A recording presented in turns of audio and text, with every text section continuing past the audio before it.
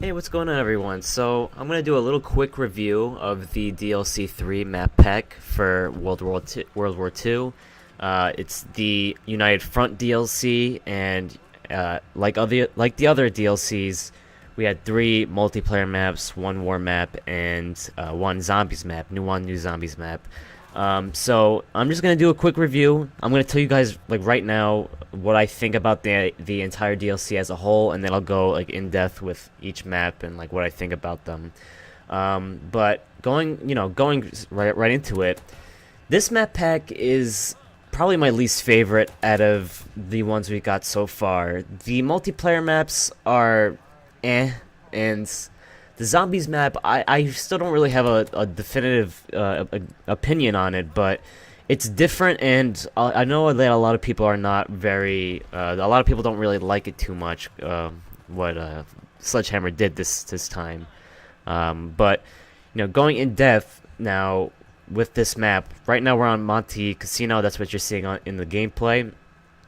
This map I thought was going to be a lot worse than I originally thought when I saw the trailer. But it's not terrible, but it's also like not the best. Also, there's a lot of close quarters combat, so anything like with a pistol, SMG, shotgun, that's gonna work for you. Snipers don't really. I mean, they do play kind of well. Like you see right now where I am, that like this is a perfect place to snipe. But it's I don't know. This map is just it's one of those maps that are like I would probably just avoid voting for in a lobby, but it's not like the worst thing either.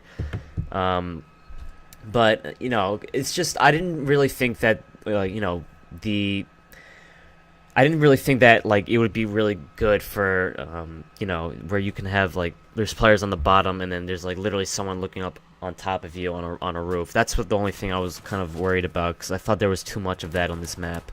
And that did happen a few times in the gameplay where I didn't see where I got killed from, and then all of a sudden I saw I got shot from someone above me.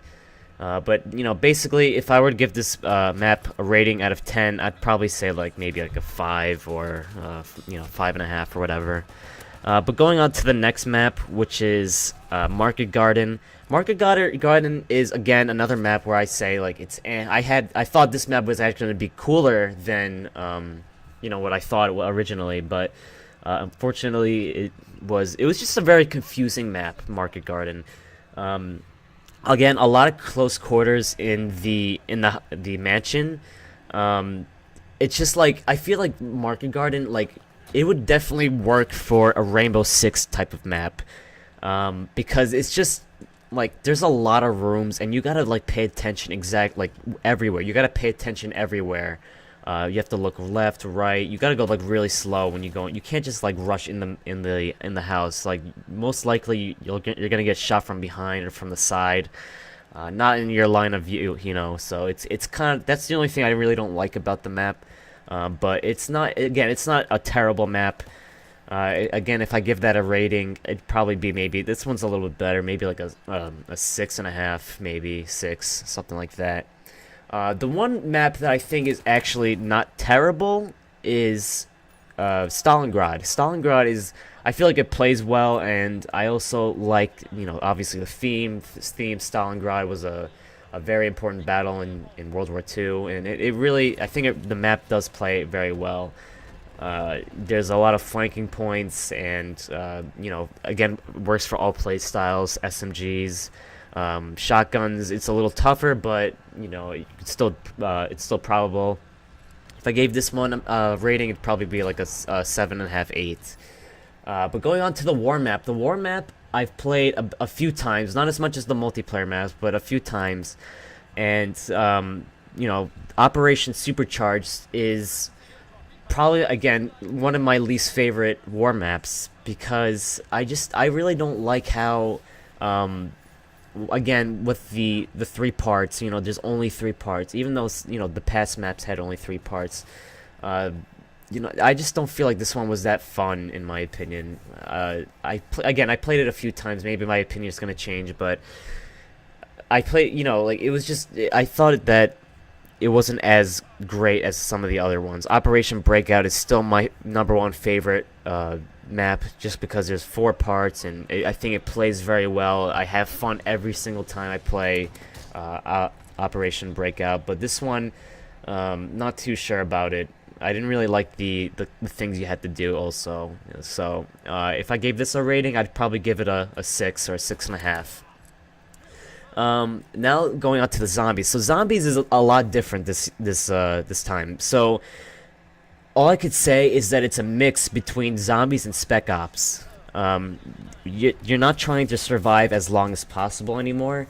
There's 3 different maps, 3 different chapters exactly. So the first chapter, you're basically like in a village in Germany. I think it's like near Berlin or something. And whenever you like, there's different parts in these different maps. So there's like specific challenges, like you could have to kill the spider zombies in one round, and you have to like defend the supplies in another round. And you can on these maps, all perks are available. All the the what's it called? The Pack-a-Punch is available. You just have to activate it, which is, it's easy. You just have to kill zombies near like a little machine, and they'll charge up. And then like once you went up to wave 10, which is like the max wave, like once you get to wave 10 and you complete wave 10, you move on to the next chapter. But once like wave 10 is where you fight the boss zombie. So when I played the map, I only got to the first boss on the first map, and we are really close to the second one, but we failed like wave 9. So I'm not a lot of people. I'm not sure. I don't know if a lot of people are gonna like this.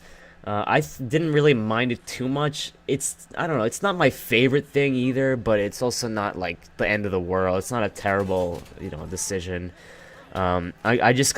I kind of want to try to complete this the whole thing first before I give like my full review on that map. So for right now, I would say there's like, oh yeah, by the way, I didn't even talk about the rest of the maps. So the second chapter, you're on a ship, and you fight zombies there, and they're all small maps, by the way. They're all small.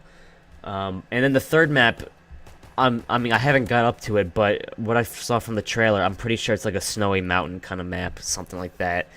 And also, if you actually complete the Tortured Path, if you complete all 3 chapters, you get a free rare zombie supply drop. Each day that you complete it, you get 1 free rare zombie supply drop. So it's like a little challenge, a little Spec Ops challenge. It's different, but it's not the worst thing.